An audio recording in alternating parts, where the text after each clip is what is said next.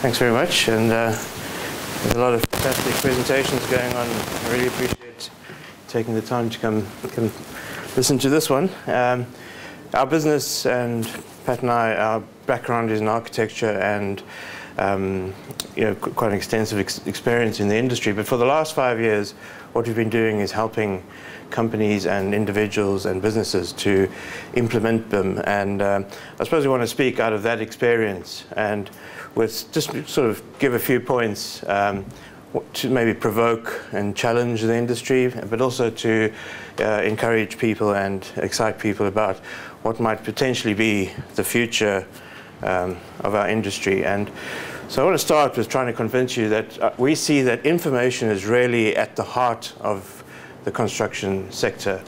You know, we all interact with buildings all the time. We live in buildings, we work in buildings, we learn in buildings, we educate, we play in buildings. We have to, at some level, interact with the information about those buildings. And particularly in our sector, you know, to do our jobs, we need certain information about buildings. And in doing our jobs, we produce information that other people have to use to do their job. So information is, for us, really the center of everything. And if we're going to make any significant difference in transforming this sector, then we have to look at how we create and manage and exchange information. So that's, for us, really important. And we used the analogy for the title of our talk of looking at IT systems and how the performance of IT systems is affected by how the information is stored and on hard drives. And if that information is very fragmented, it actually slows up the read and write process of the device, and it affects the performance. And if you want to improve the performance of the system, you have to defragment that system and try and get the information stored in sort of contiguous packages of data. And so that's where the title of our industry. And the reason we chose that is because we see the industry as a very fragmented. It's broken up broadly into areas of pre-project planning, design, construction, operations, but it's broken up much further down into multidisciplines involved in all those aspects. And each one of those disciplines needs information, as I said, and uses information and produces information. And what we see is a complicated transaction of information between all these parties over the life cycle of a project, so that in the end, the collective intelligence of a building is not really known. I mean, it's not connected in any way. That, throughout the life cycle of a project, there's bits of information that have been exchanged by different people, but it never comes together in any place. And what we did when we were doing the papers, we had a sort of deep look at the devices that we use to communicate in industry, being two-dimensional drawings, schedules, and specifications. And we really started looking at these as outdated sort of paper-based systems or devices. And they probably served us well at a particular point in time. But they were born out of an era where there was no sort of system of managing information. And so we asked the question, what is wrong with these devices? I mean, if they've been working for so long, what's wrong with them? We'll just continue to use them. And there's obvious things that came out of that. One is every document is manually produced, and every document has to be manually coordinated to make sure that it describes the same building. So obviously that's a very slow and laborious process and a costly process. And it results in a lot of duplication of effort between the different parties, because it's bizarre because a lot of us are using technology to produce these documents, but at the time of exchanging information, we print it onto paper and we give it to the next party, and the next party has to manually read that piece of paper and re-input the information into their own systems to do their job until they go and sort of print it out and give it to the next party. So there's a lot of duplication of effort, and because it's such a slow process, the time when we need specific information to make key decisions about projects, we tend not to have the right information. So you end up with a lot of abortive work as well, that people are working away and they have to come back to redo the work when they actually find out the information. So, and all of this is prone to human error. This sort of manual sort of checking of information, this manual conversion of information from digital files to paper files, back to digital files, back to paper files. You know, it has the opportunity of introducing human error into the whole process. And as we all know, those errors translate into variations on site, delays on site, you know, cost overruns, you know, and ultimately disputes. So you can summarize that the devices that we are using to communicate and exchange information in the industry are problematic. And you know, and in the end, does the information that everybody's spending a lot of time producing actually describe the same building? And in most cases, it doesn't. You know, you have lots of information in the end, but most of it is outdated. So we thought we'd take it a little bit further and just dig down deeper and just track the information of one object in the building. You know, from the time it's conceived by a client in the brief. And we took a door, we called it the life of the door.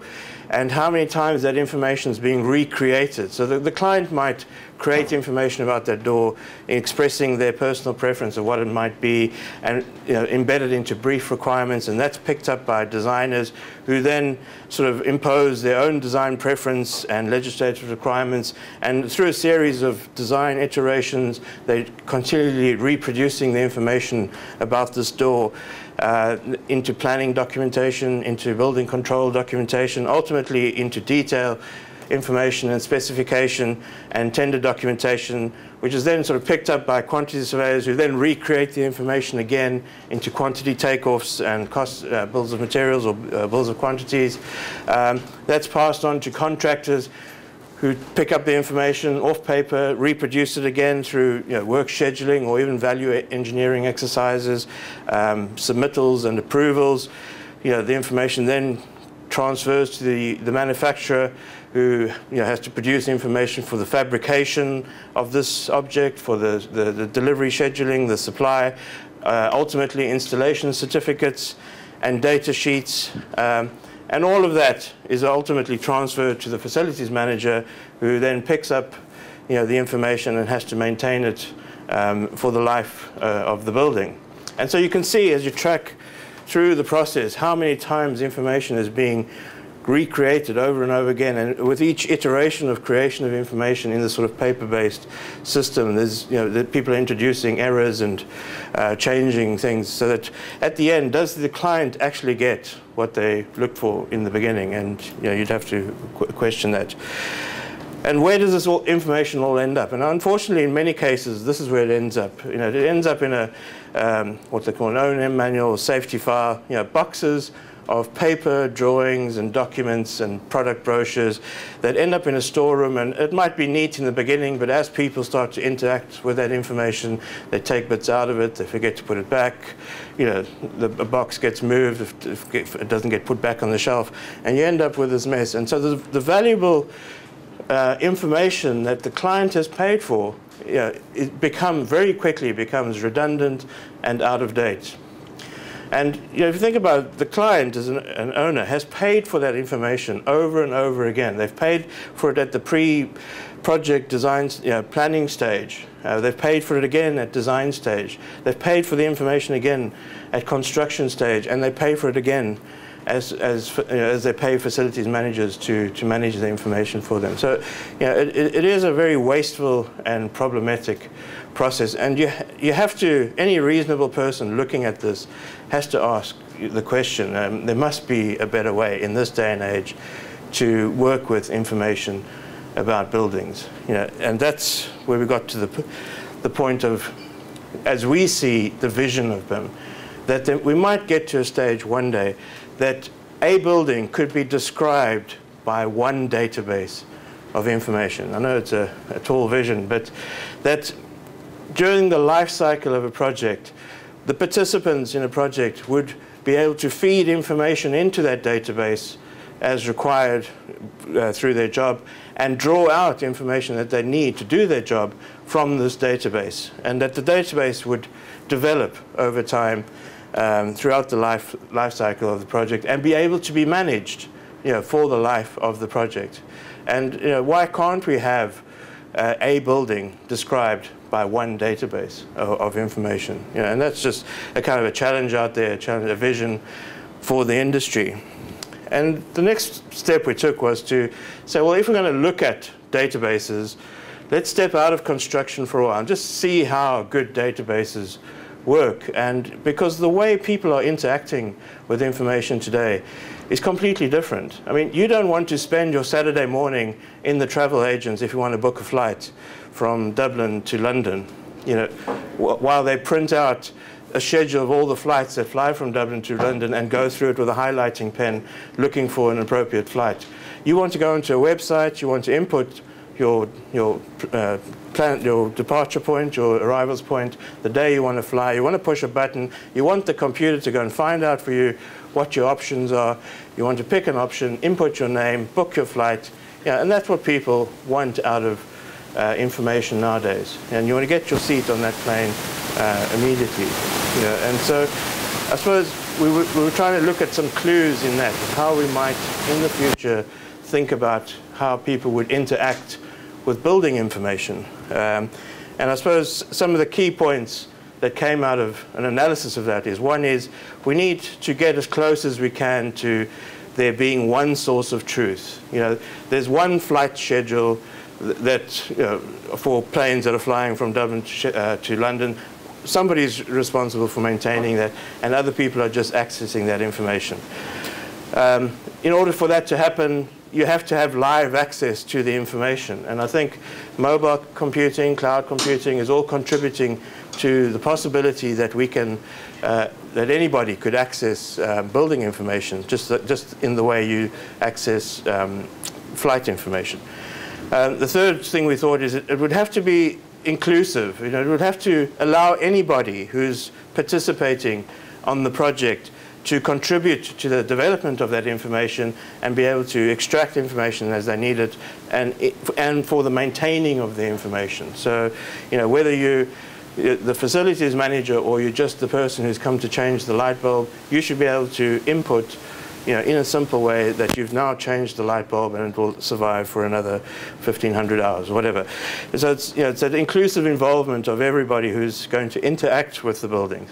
The other thing was a sort of willingness to participate. I mean, online booking of flights wouldn't work if the airlines weren't willing to give their flight schedules, make them available. It wouldn't work if the travel agents weren't willing to give their cost information, and it wouldn't work if the users, the people who wanted to book flights, weren't willing to go to websites and book flights instead of going down to the travel agents on a Saturday morning. So there has to be a willingness on everybody's part to participate.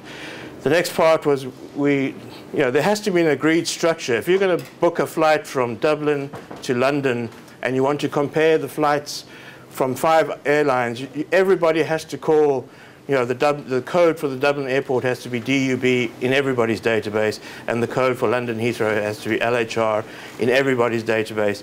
You have to use the same format for the date, and you have to use the same currency. Otherwise, you can't compare the prices. So there has to be an agreed format of how information about buildings is put together in much the same way information about flight schedules had to be put together.